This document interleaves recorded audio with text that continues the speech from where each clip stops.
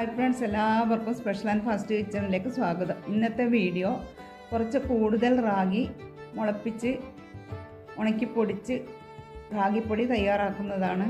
അത് കുറേ നാൾ കേടാകാതിരിക്കും. ആ പൊടി കൊണ്ട് ഒരു റെസിപ്പിയാണ് തയ്യാറാക്കുന്നത്. ഈ റാഗിപ്പൊടി ഉണ്ടാക്കാൻ 3 കിലോ റാഗി വാങ്ങിച്ചിട്ടുണ്ട്. ആ റാഗി നല്ല പോലെ കഴുകിയെടുക്കണം. 3-4 പ്രാവശ്യം കഴുകി ഇനി ഈ റാഗി വെള്ളത്തിൽ തന്നെ കുതിർത്ത് വെക്കണം. രാവിലെ കഴുകി വൈകുന്നേരം വരെ വെള്ളത്തിൽ കുതിർത്ത് വെക്കണം. ഒരു 6-8 മണിക്കൂർ വെള്ളത്തിൽ കുതിർത്ത് വെച്ച് വൈകുന്നേരം ഇതൊരു അരിപ്പയിൽ ഒരു തുണി വെച്ച് ആ തുണിയിലേക്ക് റാഗി ഇട്ട് ഇതുപോലെ പൊതിഞ്ഞ് വെക്കണം. ഇനി ഇതൊന്ന് അടച്ചു വെച്ച് നാളെ രാവിലെ തുറന്ന് നോക്കുമ്പോൾ നല്ല പോലെ മുള വന്നിട്ടുണ്ടാവും. ഇനി ഇത് തുറന്ന് നോക്കാം. രാവിലെ റാഗി മുഴുവനായി മുള വന്നിട്ടുണ്ട്. ഇനി ഇത് ഒരു തുണിയിലോ ഷീറ്റിലോ ഉണങ്ങാനിടാം. 2 ദിവസം നല്ല വെയിലത്ത് ഉണക്കിയെടുക്കണം. 2 ദിവസം വെയിലത്തിട്ട് ഉണക്കിയെടുത്തിട്ടുണ്ട്.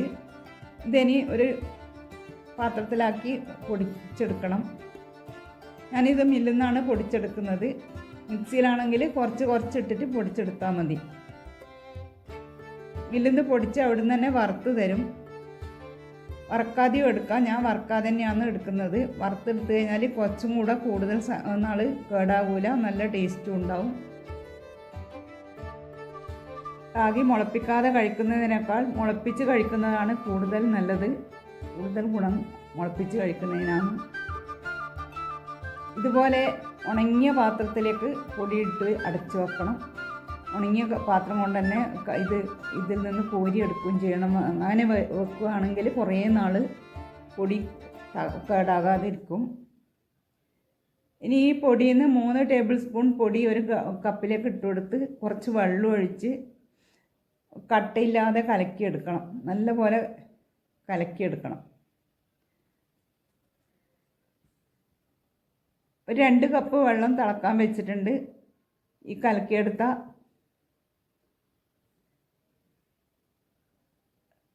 മിക്സ് ഇതിലേക്ക് ഒഴിച്ചു കൊടുത്ത് വെള്ളത്തിലേക്ക് ഒഴിച്ചു കൊടുത്ത് ഇളക്കി കൊടുക്കണം.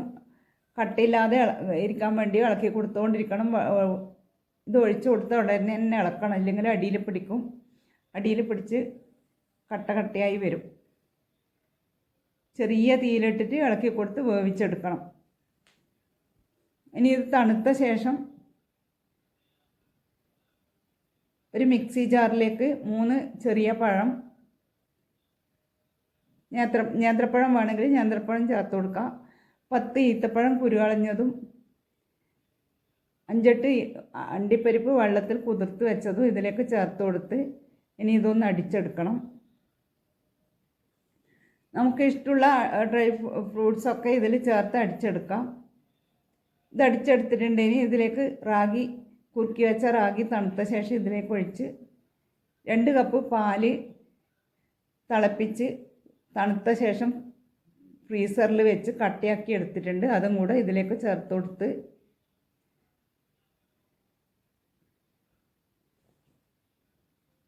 ഇതിൽ പഞ്ചസാര ചേർത്ത് കൊടുക്കുന്നില്ല. മധുരം വേണമെങ്കിൽ പഞ്ചസാരയോ ശർക്കരയോ ചേർത്ത് കൊടുക്കുക. ഈ പഴവും ഈത്തപ്പഴവും ചേർത്തുകൊണ്ട് തന്നെ ചെറിയ മധുരം ഉണ്ടാവും.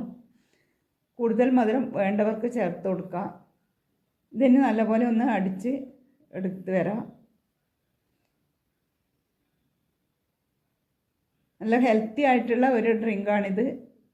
എല്ലാവരും ഉണ്ടാക്കി നോക്കുക. വീഡിയോ ഇഷ്ടമായ ലൈക്ക് ചെയ്യണേ, ഷെയർ ചെയ്യണേ. നിങ്ങളുടെ അഭിപ്രായങ്ങൾ കമൻറ്റ് ബോക്സിലൂടെ അറിയിക്കണേ. ക്ഷീണം മാറാനും വിശപ്പ് മാറാനും ഒക്കെ ഇതൊരു ഗ്ലാസ് കഴിച്ചാൽ മതി. ഇതിലേക്ക് കുറച്ച് അണ്ടിപ്പരിപ്പും നിലക്കടലയും ഒക്കെ ഇതിൽ ചേർത്ത് കൊടുക്കുന്നുണ്ട്.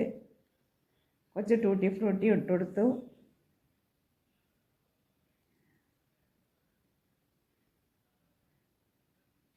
ഹെൽത്തി ആയിട്ടുള്ള നമ്മുടെ റാഗി സ്മൂത്തി റെഡിയായി.